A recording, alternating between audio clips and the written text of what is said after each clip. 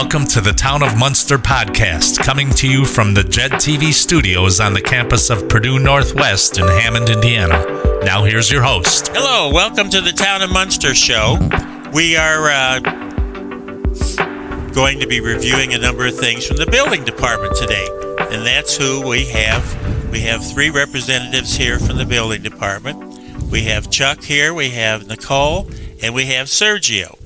And they are well experienced with what goes on as far as permits and how you do things in town. And I certainly would start off with saying that we encourage you to go and meet with them and see what needs to be done for your particular project.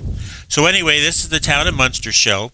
My name is David Nellens. I'm the councilman representative from the 4th Ward, which is in the northeast corner of the Town of Munster. And I do enjoy doing this show, and the show is on WJOB 1230 AM and 104.7 FM. And we'll have about 25 minutes here to kind of talk about things and see what's going on.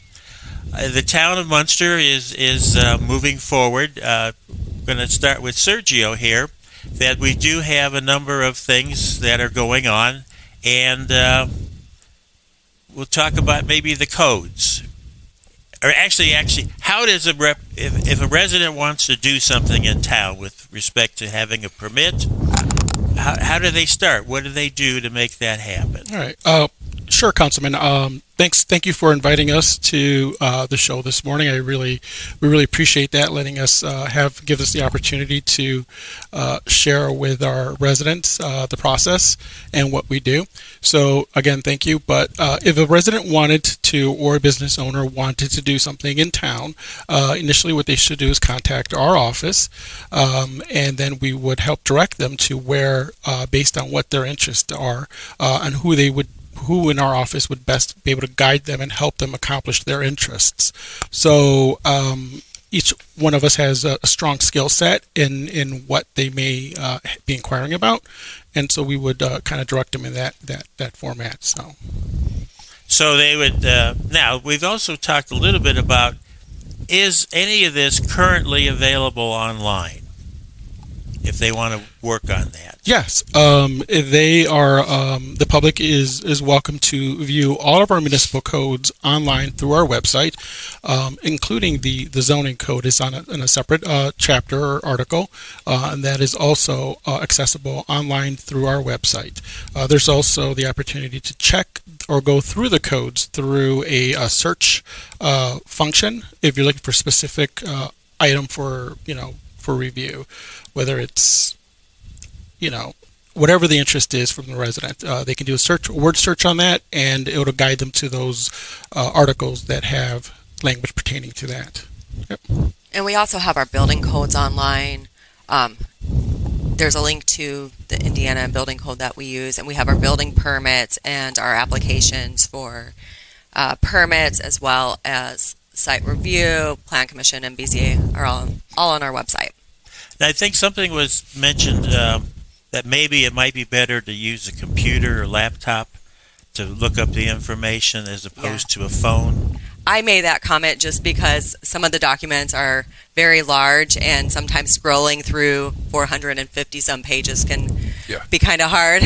Sure, well, that makes sense. I mean, if you got a little bit better viewing platform, if you need to do a quick something, fine. But if you really want to study what's going on, now the municipal code keyword search does work really well.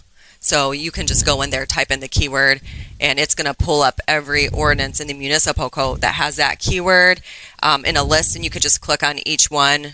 The zoning ordinance is a little bit different to search because it's a separate document. Mm-hmm. It's more of like a link to a PDF, and you would have to do like a PDF search. Okay. Yeah, and permit submittals can be done online now. We have a program called BSNA. So they can submit the permit application with the supporting documents, and they can be reviewed online. And everything's processed online. Or you can come in to the front counter and take care of it the old-fashioned way. Wow, that's kind of an updated being able to do it all online. And now pay the bill too? Yes. So someone would review it in the building department, then apply as to what the charges would be? Yes, that's what I would do. And then there's an automatic email that will go to whoever the applicant is. This happens even if you don't apply through the software. The software we currently use, the BSNA, is set up that once we review a permit and it's ready for payment, an automatic email gets sent to whoever the applicant is with the payment instructions. They can pay through the web, and the permit will just be emailed directly to them. Oh, wow. I didn't know that. Mm-hmm. Things are really updating. Yeah. So you can apply for a permit at 3 a.m. if you choose to. Sitting there in your pajamas. Absolutely. Type it in. And Yep. Attach all the supporting documents. And there you go. Chuck, what kind of projects do you typically review, and what? Remodel, alterations, repairs, new construction, additions, obviously. There are some projects that are submitted that are cosmetic in nature, meaning that there are no additions or alterations to mechanical, electrical, plumbing, or structural. So, somebody who submits a bathroom remodel permit application, sometimes they don't need the permit because it's cosmetic. They're just replacing a toilet, a vanity, some fixtures. That's cosmetic. But if they're replacing the plumbing control, moving the tub drain, adding ground fault electrical receptacles, then we would have them secure the permit and go through proper inspections. Or like adding a whole bathroom, whole new bathroom, Correct. totally new. Yep. That would require more involvement, but certainly doable. And you're prepared to help the resident if it's a resident doing it, as opposed to a contractor who probably has more experience. Yes. Because I do see over there at the building department, you do have contractors that come in with their paperwork and looking to get their permits and getting that all set up. Yes. And then there's other cosmetic work, too, that does not require a permit, such as flooring, painting, tile work. Those types of things can be done without a permit, but people will call us and ask us, can I replace my cabinets in my kitchen? Yes, you can replace those. That doesn't require a permit. It's when you start relocating stuff, you're moving plumbing, you're moving electric, you're adding new, that's going to trigger the permit process. Yes. I quickly just want to add, I noted in the discussion that you were having with Chuck, you indicated, you said, you would be able to help them with that. And I want to just clarify that Chuck would be able to help them with the paperwork, not so much install the tub. Drawing or how to install the tub. Yeah, he would not. I am not the designer of the project. Yes, he would not go out there and install the toilet for you. He would just. No, I would not install either. So I just want to make sure that the residents are aware that we would help them with and guide them through the paperwork process, but not go out there and do the work. But on the inspection of that bathroom, when they call for a final inspection or whatever, what do? Do you turn the water on, flush the toilet? Well, when I was performing all the inspections, yes, you would check you'd check the plumbing. You can't see in the wall, so we've already done a rough inspection. So we've seen that. Now, what does that mean, a rough in? They've ran the electrical, they've relocated the plumbing, they've stubbed everything out to be connected to after the finishes, or after the drywall's in, whatever. We also do a fire stop inspection, so if there's any penetrations that go into another level, those would be fire caulked. And then we do a insulation inspection if it's an outside wall, and there's a final inspection after all the trims have been completed. Then, flush the toilet, turn on the faucet, operate a window, just to make sure everything is properly secured and set up in the shape. But a rough-in is done with just the studded walls up and not the drywall covering it, or that is correct. Tile and all everything those is left. Everything you do, don't cover it up until we've looked at it. Okay, then what do they get? They get an inspection tag that says it passed. And that. And if it doesn't? If it doesn't, there are notes that are made at the bottom of the inspection tag about corrections that need to be made, and call us back for a reinspection. So now is that a red tag? No, we don't issue red tags. It's just a simple green tag. It's got a check there that things are to be corrected, and corrections are noted at the bottom. Okay. And we also use our computer system to enter inspection results that will get emailed to the, applicant as well. If it's the homeowner, it'll go to the homeowner. If it's the contractor, it'll go to them. Okay. Kind of just as a rough thumbnail, how many permits and activities do you have during the course of a year? I just had permit number 1,400 come across my desk just yesterday. So, for what time period? From That would be for the year. For the year, that's January 1 until now. 2025. Correct. Wow. Yeah. We still have a few months left too. So now on the permits and that, you do have different types of permits with respect to if the not-for-profits want to put signage up or. Yes, that's like the one fee that gets waived with the permits, is that temporary signs for nonprofits are waived, the $50 fee. Now, how about garage sales? We don't do garage sales in our office. Those are handled through the clerk treasurer's office. So they used to be in the building department, I thought, years ago. You started there, but now it's through the clerk treasurer's office. And you get they have an application, you fill it out. There is an application that they have to fill out. Yes. And I think they're, not that you oversee it anymore, I think you're only allowed so many a year. Yes, it's in the municipal code. There's an ordinance that talks about, how many days you can have per calendar year. Okay. Now, Nicole, you go out and do some inspections of projects. Correct. You also do some appearance code with respect to, is it commercial? Yeah, with commercial property maintenance, look at the structure, look at the site. If there's, garbage on the site, weeds on the site, repairs that are needed to parking lots or buildings, that type of thing. Have you ever run across something that you would say, boy, that was interesting, or I haven't seen that before? That I haven't seen before. Or it's been a while, I guess. I can't really think of anything off the top of my head. Okay, that's all right. They're too plentiful to pick out.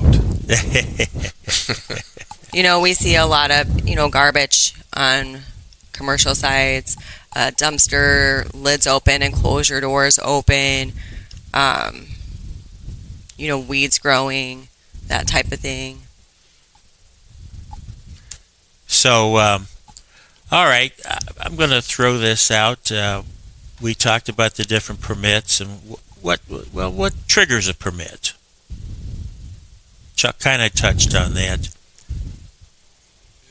As I said, it's obviously new construction and additions. They'll trigger the submittal of a permit application with supporting documents, drawings. Any remodel, alteration, repair project that would require alterations or additions to, MEPs, mechanical, electrical, plumbing, and structural. If somebody wants to put a shed on their property, they submit the permit application for the shed. They provide, if they have a plat of survey, they provide a copy of that. They draw in where the shed's going to go and the distances from rear and side lot lines and from any other structure. Same with a swimming pool, above ground, in ground, fences, decks. Now, if they don't have a plat of survey, they can go on the GIS site and do a screenshot of their property and draw it in on that. They can go ahead and they can measure their property, draw it out on a piece of paper, providing all the measurements and dimensions of the property and showing what the improvement they want to do. And sometimes we do have plats of survey for properties on file. If we've had a copy that we've come across, historically, we typically will always save those in the property folder. We're actually working on getting them all scanned in. So if someone doesn't have a plat of survey, they can call our office. We can double check if we have it, and then they can use that. So they don't necessarily have to get a surveyor to come in and do the plats. No. It's an unnecessary fee that they have to pay. Okay. It can be exorbitant. I mean, it could be $800 to $1,200 just to put a shed on your property. All right. It's just not necessary. Just in rough conversation on putting a shed on their property, what's involved? What do we require of them Just in simply terms that, of the construction? a lot of these sheds are already, manufactured in a facility, and they're brought on site and put together. If it's stick built, it's simply just there's really nothing structural that they need to draw out to show us. It's going to be inspected. So We're really looking for the location, Yes, the the placement of location, it, the the height. setbacks, the height, is it anchored to the earth? and then if it's 200 or If over it's- if 200. if it's greater than 200 square feet, it's to be on a monolithic pour, on a slab, that is. If it's under that, it can be ground mounted, but it needs to be anchored to the earth. So if tornadic winds come through, it doesn't blow it into the neighbor's yard. Yeah, we wouldn't want that. No. No. Same thing with fences and so forth. I just wanted to add two Sure. points to some of the recent discussion here. One regarding plats of surveys. Sometimes homeowners don't realize that they may have one, but if they go back to their mortgage paperwork, they may find one in there. Especially if someone's had the home for 20 years, they may have never looked at those mortgage papers. You may find one in there. The other thing is that if there's a resident purchasing a home in Munster, they can ask as part of the closing that a plat of survey be provided as part of the sale of the transaction, and that always helps the new owner to having that record as well. And we're more than happy to, if you bring it in, we'll scan it, upload it, so that way there's at least a digital copy on file with the town. The other question that was asked was regards to what would trigger a building permit, and I believe Chuck also mentioned paint does not, fixtures do not.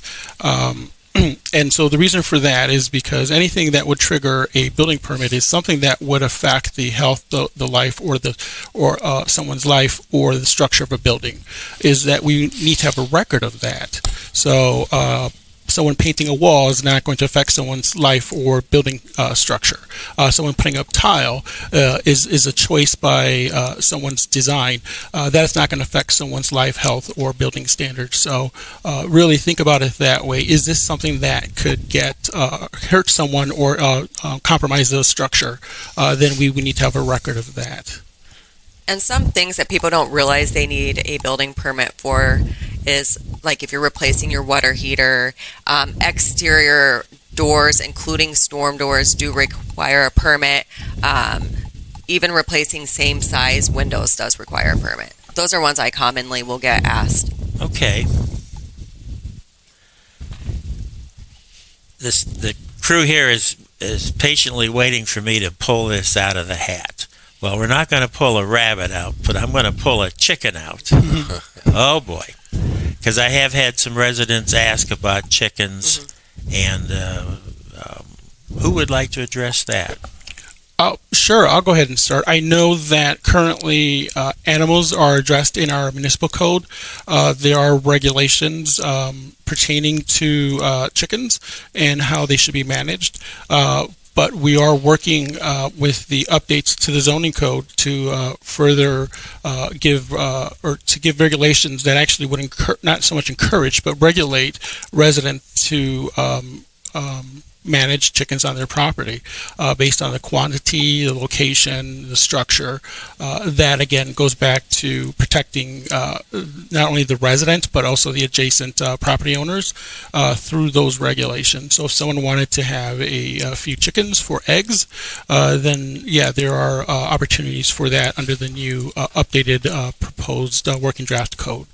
I would think when eggs were getting up to $5, $6, $7 a dozen, there was probably more thought about having their own hens to lay those eggs. Now, if you have chickens, what do you have to provide them with? I think we were talking about a coop, a way to house them. You just shouldn't be bringing them into your house and letting them walk around and peck and stuff. Right, a chicken coop, and we do require a building permit for a chicken coop. Yeah. So they get that set up. All right, in terms of, Chuck, you talked about the state codes, and that the state has a set of codes that supersede ours, correct? Did I understand that right? Well, yes, the state codes are adopted, and then jurisdictions adopt the state code by reference. So if Indiana changes the plumbing code, we've already adopted it by reference. Therefore, that falls under jurisdiction. Yeah. And then we were talking about, maybe Sergio, you want to address, we are looking at revisions to our codes and zoning. Correct. So the state of Indiana affords local municipalities to create local zoning codes. So essentially, whatever is not identified by the state through the Indiana code can be identified through local municipal codes or zoning codes. Typically, those codes are adopted or presented to the legislative body, which is town councils and common councils and so forth, through the state of Indiana, and they adopt those codes, and that's what staff operates under, those guidelines and zoning codes that are presented to us to work with and guide the residents, interpreting those codes and guiding them through their interests that would fit within those zoning codes.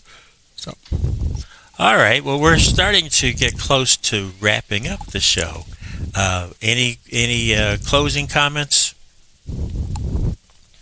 that you'd like to make? I would probably just say one thing is that building permits are vital for the community because they help establish a timeline of work, and typically because we know structures will exist, most structures will exist the lifespan of ours, and so having a record of that is important, not only for the ensuring that the structure is properly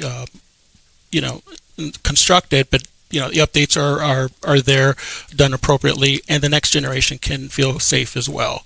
So I think that's really what I'd want to say is that. But there are people who find it a challenge to get away without pulling a building permit. They enjoy that, but ultimately you're not doing a good service to your community by not asking if a building permit is required. And then, too, you have a file that you keep, so someone can go back and historically look and see what's in the file and when this all the permits that have been pulled. All the permits were pulled and all that. So that's helpful. I would say that the residents in Munster are very intelligent, and quite often they come and ask, hey, can you give me a list of the permits that were pulled on my property? I'd like to know when the HVAC was updated. I'd like to know when the roof was updated. So they're very diligent in making sure that they have appropriate records. Sure, that makes a lot of sense. Well, I think, with all these codes and things, and I know we're looking at revisions, it makes it challenging to keep up with this. The new code is this, proposed. We have proposed, we had existing, and we have the interim, which we have right now. So, I think I would encourage residents to contact the building department and ask any questions that they have and validate that they need a permit or not, and what's involved and what paperwork is required. On the bigger commercial, we did talk about a site review in which they come in and they talk about what they're planning on doing, and then the staff gives them suggestions. You have department heads that come in and attend that, and they have suggestions. Did you think about this? Did you think about that? Can you get a fire truck around that circle in the front of your building, and all those kind of things. So the building department is your friend, and they're there to help and to make sure that things are done right and properly, and we certainly appreciate everything that the three of you do and the rest of your staff in there, and there's always opportunities to meet with someone, to talk with someone about what's going on, and get guidance to be able to do that. So I want to encourage all the residents to review what they want to do, and then contact the building department, and they'll certainly help you go in the right direction. I think I was thinking years ago, garage sales required a permit. They still do. It's a non-charge permit, and it's now attained from the clerk treasurer's office. I think you're limited as to how many a year you can have, and it's a no-fee permit, but it tracks things in that way. When one of the inspectors comes by and checks, you've got your permit hanging right there for your garage sale, and you're all set to go. So with that, I want to thank each of you for being here, and I think it's been a great show. So take care and enjoy the weather outside. You've been listening to the Town of Munster podcasts, coming to you from the JED TV studios on the campus of Purdue Northwest in Hammond, Indiana. Thank you for listening.